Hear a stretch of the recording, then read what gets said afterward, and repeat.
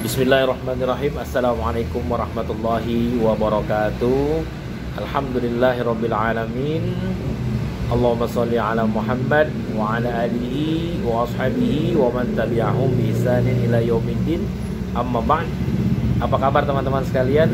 Ya, semoga senantiasa berada dalam lindungan Allah Subhanahu wa taala. Yuk kita kembali meramaikan khazanah perkontenan, khazanah per YouTuban. Insya Allah kita akan coba membahas sesuatu yang ringan-ringan saja.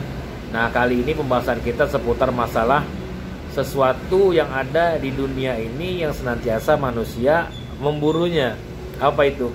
Rizki. Ya, tidak ada lain dan tidak bukan adalah rizki.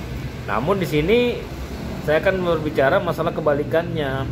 Ternyata rizki itu bukan hal sesuatu yang harus diburu oleh manusia, tapi itu akan senantiasa mengiringi manusia dalam menjalani kehidupannya di muka bumi ini.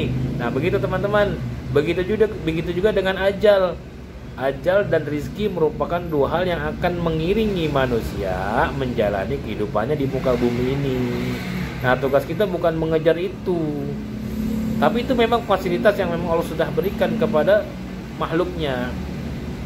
Ya, tugas kita adalah bagaimana menjalankan perintah yang Allah perintahkan, yaitu apa? Beribadah.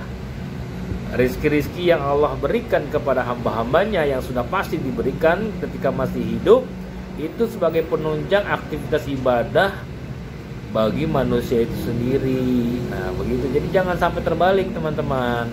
Iya. Nah, dalam sebuah kitab yang berjudul Fawaidul Fawaid, karangan Imam Ibnul Qayyim Al-Jauziyah rahimahullah ta'ala, beliau menyampaikan manusia itu fokus kepada rizki dan ajal. Rizki, ya, fokus dengan rizki, padahal itu sudah Allah tetapkan. Padahal manusia harusnya fokus dengan apa yang Allah perintahkan, yaitu beribadah kepada Allah Subhanahu wa ta'ala. Nah, kalau memang kita mengetahui bahwa rizki itu merupakan hal yang sudah ditetapkan, jadi jangan ada kekhawatiran dan kebingungan ketika memang kita merasa satu pintu rizki kita ditutup gitu. Ini bukan ditutup, tapi ketika Allah menutup satu buah pintu rizki, Allah akan membukakan pintu rizki yang lain. Bisa jadi jumlahnya 2 pintu, 3 pintu, atau 4 pintu. Ini bukan kontrakan ya, tapi pintu rizki. Nah, contohnya begini, coba kita kilas balik. Kita mulai dari proses penciptaan manusia di dalam rahim seorang ibu. Nah, janin yang berada dalam rahim itu hanya mendapatkan satu pintu rizki, yaitu berupa apa? Asupan makanan yang melalui jalur tali pusat ibunya, berupa darah.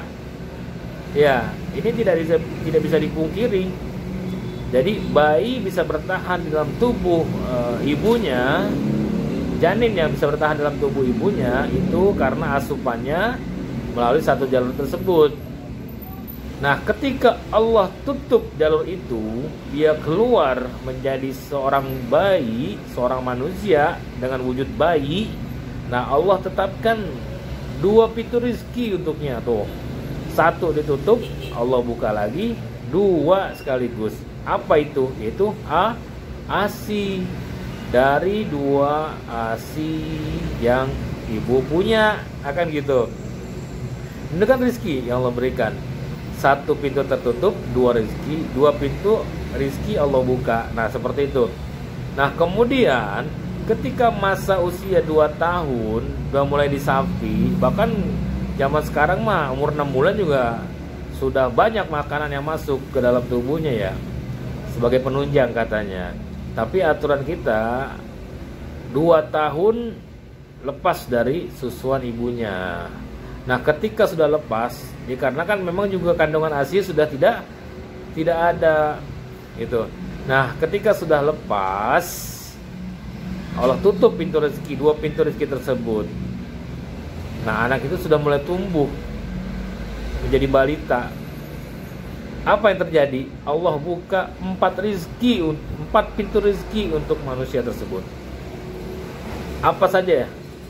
Dari sisi minuman ada 2 jenis minuman, yaitu air tawar dan air susu yang diproduksi oleh hewan. Ya, air tawar yang diproduksi oleh bumi maupun langit dari air hujan. Kemudian dari sisi asupan makanan itu dari tumbuhan dan hewan. Nah, ini kan 4 pintu rezeki Allah berikan kepada manusia ketika manusia sudah lepas dari masa sampihan. 2 pintu rezeki yang Allah tutup, Allah ganti dengan 4 rezeki yang disiapkan untuk manusia menjalani kehidupan. Dan tidak bisa dipungkiri, memang cuma 4 itu saja yang Allah berikan kepada manusia sebagai penguat organ tubuhnya, minuman dan makanan. Nah, adapun jenis-jenis dan nama-nama makanan dan minuman itu manusia yang bervariasi menamakannya. Tapi sumbernya cuma 2 itu aja, susu dan air putih. Kemudian dari sisi makanan tumbuhan dan hewan. Nah, seperti itu ya teman-teman ya. Nah, ketika dia terus berjuang menjalani kehidupan, ketika nanti dia menjadi orang yang berbahagia, dia menjadi orang yang beriman, menjadi orang yang taat kepada Allah, Allah tutup rezekinya dengan kematian, dengan ajal. Nah, ketika ajalnya sudah sampai, maka terputuslah segala rezekinya, segala urusan dunianya. Nah, ketika sudah diputuskan rezeki dunianya, rezeki kehidupannya, Allah buka 8 tuh, tidak tanggung-tanggung, 8 pintu rezeki yang luar biasa. Yaitu apa? 8 pintu surga yang bisa kita masuki dari arah yang kita mau. Ya, ada Firdaus yang paling tinggi, ada Jannatun Naim, Jannatun Aden, dan lain-lain. Ya, ada 8 pintu surga yang Allah siapkan. Nah, jadi seperti itu. Sekali lagi saya tekankan buat teman-teman, rezeki dan ajal 2 hal yang akan selalu mengiringi manusia menjalani kehidupan. Ya, bagaimana caranya? Setiap rezeki yang kita terima itu tidak melalaikan kita dalam urusan ibadah. Adapun keinginan-keinginan yang belum kita dapatkan, yang memang belum ditakdirkan menjadi rezeki kita, tidak boleh juga menghambat kita untuk beribadah kepada Allah Subhanahu wa taala dengan berkeluh kesah, atau kenikmatan yang kita terima begitu banyak malah membuat kita lalai. Nauzubillah min zalik. Nah, begitu teman-teman ya. Itu yang singkat saja. Ternyata durasinya sampai 8 menit. Ya, wallahu a'lam bishawab. Semoga bermanfaat untuk saya pribadi dan untuk teman-teman sekalian. Tetap semangat. Barakallahu fikum. Wassalamualaikum warahmatullahi wabarakatuh.